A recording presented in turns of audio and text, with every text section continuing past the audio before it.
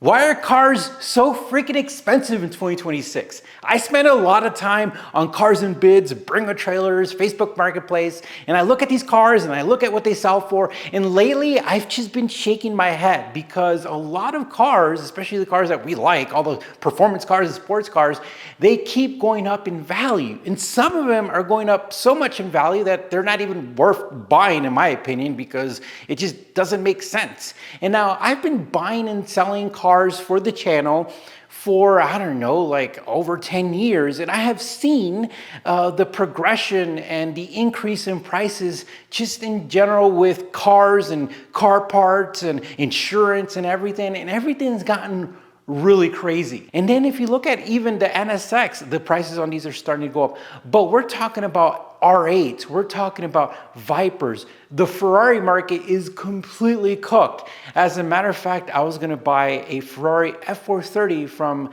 that guy, the normal car guy or whatever. He was pretty nice. We didn't go through it because, you know, we ended up changing our minds, but that car that we were gonna buy for like 130 something, I think 130 or 140. Now these cars are like literally getting close to 200 grand. 458s are exploding. The market is going crazy. And why? Well, you gotta think about everything that's happened. The stock market has literally shot up. Like in the past 3 years, the stock market has gone crazy.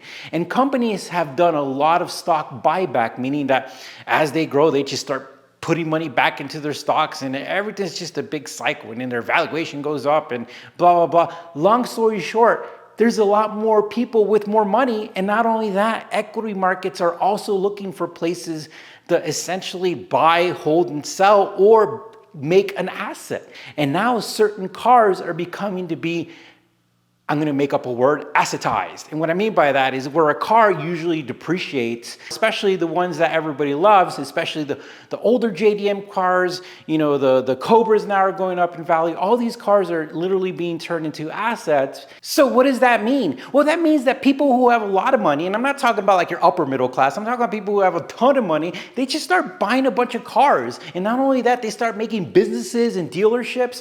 Like there's a dealership right now that owns like 9 or 10 or 15 GTRs. It's insane. Like if you go on cars.com, like majority of the GTRs are owned by this one dealership. So a lot of the cars that we love are literally turned into these asset vehicles, literally asset in vehicles to make money. And now our entire like car market is literally becoming an equity market where things are all very, you know, strict in prices and floor prices. And then not only that, I also heard that people are playing games with Bring a Trailer where you have buddies who are pumping up prices, or people who are actually buying your own car so later on they could set a certain floor for that car. It's getting very, very intricate. And that's what happens whenever something starts to become more of an equity market, meaning like things are starting to get more Wall Street. If you think about Wall Street, what they did in 2008, they literally put together all these weird packets and stuff of bad debt and good debt and stuff like that. Any way somebody could find a way how to make money in a market, they're going to do it. So as far as cars goes, it is unfortunate. A lot of the high-end cars are starting to get priced out, completely priced out, and the prices really don't match what you're getting anymore. And it just doesn't make any more sense. As a matter of fact, I heard somebody say that $100,000 doesn't get you anything anymore with a car, which is true, which is crazy. And let's not talk about new cars because most of them are pieces of crap, just to be honest with you. So all the cars that were pretty much made at a certain area, they're getting scooped up. So what does that mean? Well, that just means that we've got to start digging for other cars. Like I am not personally going to buy a car that's almost 200 grand that was like 120 grand just like a couple of years ago. I'm not doing that because that logic just doesn't make sense.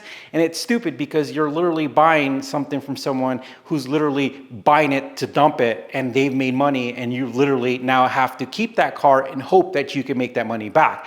It is unfortunate when the car world, you know, everything you love about cars starts turning into more of a financial institution, meaning that everything is just very financial about it. And that just sucks because at the end of the day, we just want to enjoy our cars.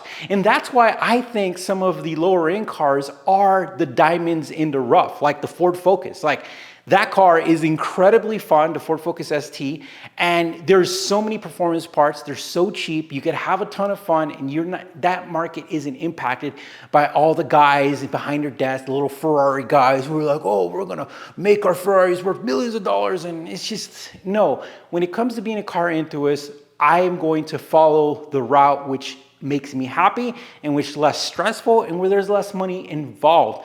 And telling you, I've owned all kinds of supercars and stuff like that, and dealing with a lot of that, those high-end cars are a pain in the butt. And at the end of the day, I don't want to play in that field because it's not as fun. Yeah, if there's ever a crash, maybe that's the time to buy cars, but unfortunately, it's just getting out of control.